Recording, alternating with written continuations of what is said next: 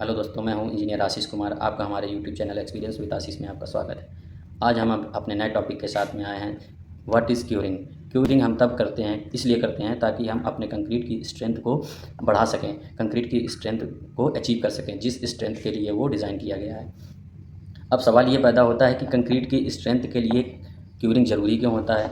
तो होता क्या है कि जब हम लोग अपने कंक्रीट को तैयार कर रहे होते हैं तो हमारे कंक्रीट में aggregate, sand, cement, water, admixture ये सब पड़ते हैं। तो एडमिक्सचर से तो उतना इफेक्ट नहीं पड़ता है, एडमिक्सचर से तो नहीं इफेक्ट पड़ता है, बट जब हम अपने कंक्रीट को मिक्स करते हैं तो वाटर और सीमेंट के बीच में रिएक्शंस होना स्टार्ट हो जाती हैं, जिसके एवज में हम लोग को जब इसमें सीमेंट और वाटर के बीच में रिएक्शंस होती हैं तो हमको एक एक जेल फॉर्म में एक नया प्रोडक्ट मिलता है, जो कि हमारे कंक्रीट के अंदर ही प्रोसेस में होता है केमिकल रिएक्शंस के थ्रू, जिसको हम लोग बोलते हैं कैल्शियम सिलिकेट हाइड्रेट। जो कैल्शियम सिलिकेट हाइड्रेट एडमिक्स जो कैल्शियम सिलिकेट हाइड्रेट जेल होता है वो हमारे कंक्रीट की स्ट्रेंथ के लिए उत्तरदायी होता है। यानी कि अगर हमारे कंक्रीट में कैल्शियम सिलिकेट हाइड्रेट अगर प्रॉपर तरीके से प्रॉपर मात्रा में होगा तो हमारा कंक्रीट ज़्यादा मजबूत होगा। तो यह तब ही पॉसिबल है कि जितना पानी हम लोगों ने कंक्रीट में मिलाया है उतना पानी का इस्तेमाल हमारे कंक्रीट के अंदर हाइड्रेशन प्रोसेस में यूज हो सके।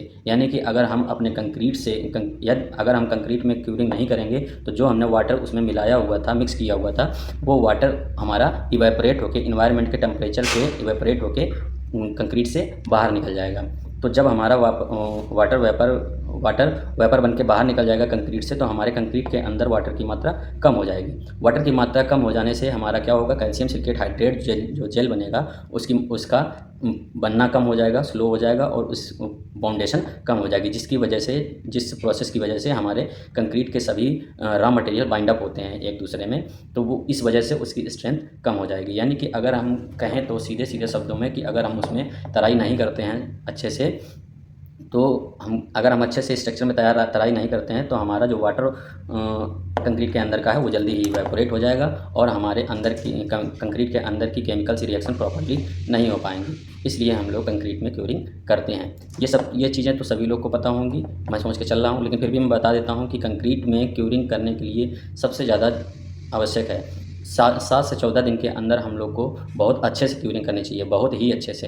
यानी कि 7 से 14 दिन के अंदर हमारे कंक्रीट का 60 से 70% स्ट्रेंथ अचीव हो जाता है। उसके बाद 80 टू 95% हमारा स्ट्रेंथ 28 डेज़ में अचीव हो जाता है। तो हमको कोशिश करना चाहिए कि हम कंक्रीट पर क्यूरिंग प्रॉपर्ली करते रहें और उस पर बोरा वगैरह, टाट वगैरह बांध कर रखें, जिससे उसमें इवेपोरेशन प्रोसेस ना हो पाए। इवेपोरेशन प्रोसेस होगा, बट जो तराई वाला पानी होगा हमारा, जो कंक्रीट के बाहर रहेगा, वो पानी इवेपोरेट होगा। उस पानी के इवेपोरेट होने से ये रिजल्ट आएगा कि जो कंक्रीट के अंदर का पानी है वो तब तक इवेपोरेट नहीं होगा जब तक हमारा जेल नहीं तैयार हो जाएगा, जब तक हमारा कंक्रीट के अंदर के सारे रिएक्शंस कंप्लीट नहीं हो जाएंगे।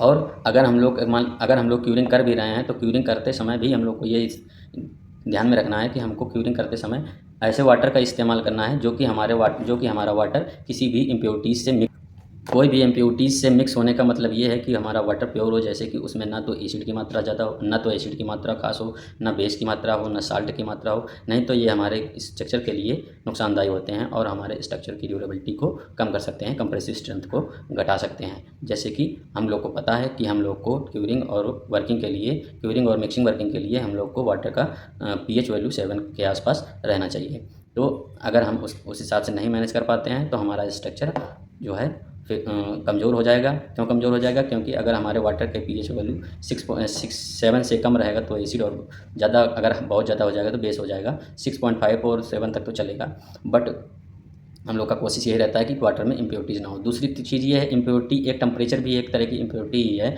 अगर हमारे कंक्रीट में जो हम क्यूरिंग कर रहे हैं उस वाटर का टेम्परेचर अगर ज़्यादा रहेगा तो हमारे कंक्रीट के रिएक्शंस जो होती हैं अंदर, केमिकल्स रिएक्शन जो होती हैं वाटर और सीमेंट और एडमिक्सचर्स, जो वाटर और सीमेंट के बीच में जो रिएक्शंस होती हैं वो रिएक्शंस रैपिडली होने लगेंगी। तो वो रिएक्शंस जल्दी होने की वजह से हमारे कंक्रीट में उतना स्ट्रेंथ नहीं मिल पाएगा। इसलिए हमको कंक्रीट की क्यूरिंग करते समय ये भी ध्यान रखना है कि हमारे क्यूरिंग करने वाले वाटर का टेम्परेचर भी रूम टेम्परेचर के आसपास होना चाहिए। अगर हम हॉट वाटर से भी क्यूरिंग कर रहे हैं तब भी हमारे लिए वो नुकसानदायी है। अगर हम लोग ज़्यादा गर्म पानी का इस्तेमाल करेंगे कहीं स्टोर किए हुए वाटर से या बॉयलर के वाटर से, तो वो भी हमारे लिए नुकसानदायी होगा। इसलिए हम लोग कोशिश करते हैं कि हम लोग जो वाटर यूज़ करें क्यूरिंग के लिए नेचुरल वाटर यूज़ करें और कोशिश करें कि उसमें इम्प्योरिटी बहुत कम हो। तो आई होप आप लोग को समझ में आया होगा कि क्यूरिंग क्यों इम्पॉर्टेंट है, कितने दिन तक इम्पॉर्टेंट है, और क्यूरिंग करते टाइम पर कि स्ट्रेंथ मिलता है वो किस प्रकार से मिलता है, ये हमने आपको बहुत ही अच्छे तरीके से बताया। अगर आपको ऐसी ही और जानकारी चाहिए तो हमको फॉलो करते रहिए, हमारे चैनल को लाइक कीजिए, सब्सक्राइब कीजिए। थैंक यू, धन्यवाद।